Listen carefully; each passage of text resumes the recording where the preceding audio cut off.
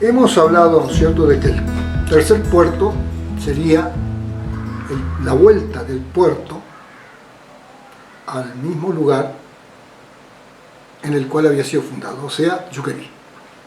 Pero en 1860, después que Urquiza deja la presidencia de la Confederación Argentina, enseguida se reforma la Constitución entrerriana y Urquiza es elegido gobernador.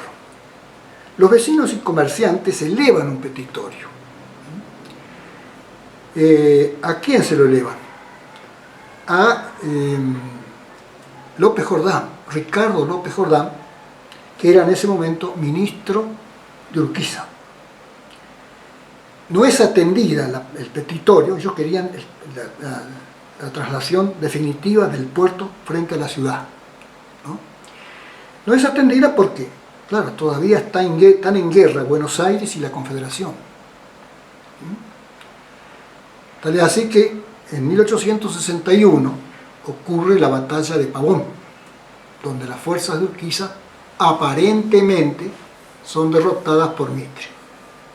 Eso cambia, digamos, el marco político del momento. Urquiza se reduce a la gobernación y Mitre, digamos, asume el poder de la República y luego es elegido por medio de elecciones.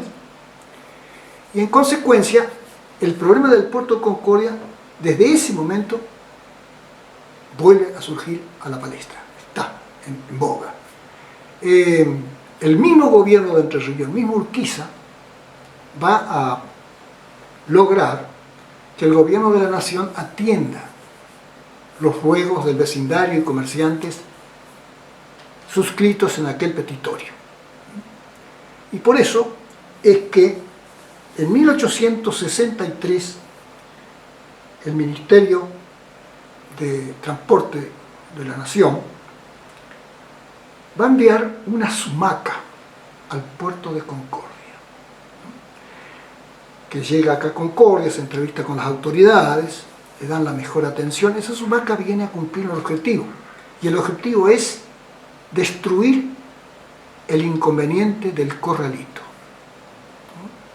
Por eso trae, digamos, explosivos, que los ubica, con grandes explosiones que se oían desde Salto, según un tal Ferrando que escribió una vez, se oían de Salto las explosiones, logran mejorar el paso del corralito. Es decir, ya los barcos o las quejas por el problema que había desaparecen. Pero no olvidemos que para esa época ya aparecen los vapores. Poco a poco los vapores van a ir copando a los barcos a vela, desplazándolos. Y el barco a vapor ya tienen otra dimensión, no son los simples pequeños barcos a vela, y exigen más condiciones, mejores condiciones, y sobre todo, digamos, la profundidad para la navegación. Todavía, con el paso del corralito, queda solucionado el problema, pero, sin embargo, va a haber una queja constante de muchos propietarios de barcos, de que a veces encuentran dificultades, pero sin embargo eso sigue, y recién en 1880,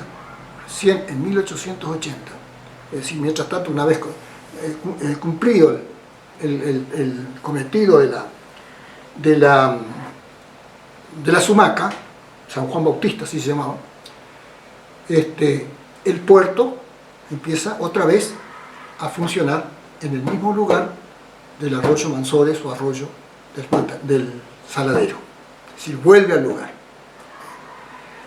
Bueno, esa es la etapa más importante, digamos así, del comercio en Concordia, ayudado por el ferrocarril que se había inaugurado hacia el norte. El ferrocarril era, digamos así, como un auxiliar de la navegación, un complemento de la navegación. Entonces los productos del norte van a fluir, digamos, en forma extraordinaria, va a haber mucho trabajo, mucho cobro de derechos por parte de la aduana, y consecuentemente eso va a llevar a que la aduana ya por allá por los 80, sea considerada como tercera aduana de la República, por el movimiento comercial de Concordia y por el movimiento de tráfico que pasaba por acá y pagaba sus derechos y seguía. Llegaba en ferrocarril, se descargaba, había que pagar derechos y de ahí se embarcaba y seguía. Eso es el mejor momento que tiene Concordia, con ese puerto ahí sobre el Manzores, sobre la boca del Manzores. Pero ya en el 80, como todo hay progreso, estamos en Argentina en la era del progreso, en la época del progreso, Roca y tantos otros, comienzan acá en Concordia algunas voluntades a hablar de la necesidad de un puerto más grande para dar cabida a todos los, digamos, las nuevas transformaciones de los barcos y que podían llegar, ¿no es cierto?, barcos más grandes y cargar más, consecuentemente ser más productivo para Concordia y su aduana. Bueno, entre ellos, por ejemplo, Juan Pegará, que fue intendente. Después hubo, por ejemplo, comerciantes importantes de Concordia que también bregaron por eso. Pero lo cierto es que recién, es decir, no hubo, se demoró mucho. Los pedidos que se fueron a Buenos Aires, diputados, senadores, que eran de la provincia, también bregaron por el nuevo puerto de Concordia, pero a veces los expedientes se pierden, se cajonean, y eso demoró y recién a principios del siglo del siglo XX, renace la idea del puerto. Se logra que se apruebe el presupuesto necesario para la construcción del puerto de Concordia. Y se construye ya no en el Manzores, sino en otro lugar, donde actualmente está. Y allí, en el año 1904 ya se lo habilita, ¿no? Faltaban algunas mejoras, por ejemplo, todo lo que sea el complemento para los vehículos, para todo lo que está. Pero comienza a funcionar. Ahora, a mi juicio ya era tarde. Porque por más buen puerto que se hizo en ese momento, porque era bueno, para la época era un buen puerto, empezó a decaer la navegación. Una, por el ferrocarril, que ya extendió el ferrocarril desde Concordia, siguió Uruguay y luego Buenos Aires. Era una vía más rápida para ir y traer, para llevar y traer productos, el ferrocarril. Eso le menguó la navegación. Pero además, ya lo grande de los barcos que aparecían eran cada vez más grandes. Hay una innovación tecnológica de la navegación en los barcos, exigían dragado, exigían muchos pies de calado para poder llegar al puerto. Y ese hecho del dragado no se cumplió. Entonces el puerto fue perdiéndose. Quedó para lanchas, para pequeñas embarcaciones. Cuando estaba muy alto el río, llegaba algún barco de Buenos Aires, podían pasar y llegar. En la inundación del 59, por ejemplo, famosos los barcos atracando acá a 2 cuadras, 3 cuadras de la plaza, ¿no? Es decir, pero perdió la importancia que todos tenían cifrada.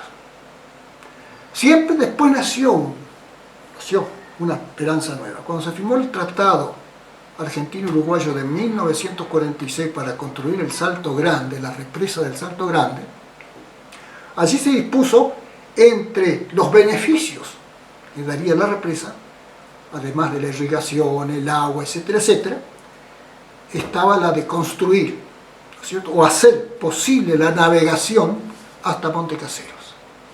Es decir, ese hubiera sido el momento que si se cumplía,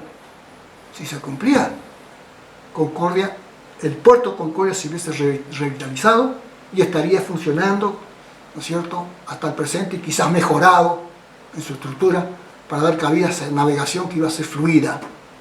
Pero esa ese postulado del Tratado del 46 no se cumplió. Esperamos que algún día se cumpla, así como se está trabajando en la hidrovía del Paraná, ¿no es cierto? Que andan ahí, si se lo dan a los chinos o lo hacen, bueno, también se acuerden de que acá hay una deuda que no se ha cumplido.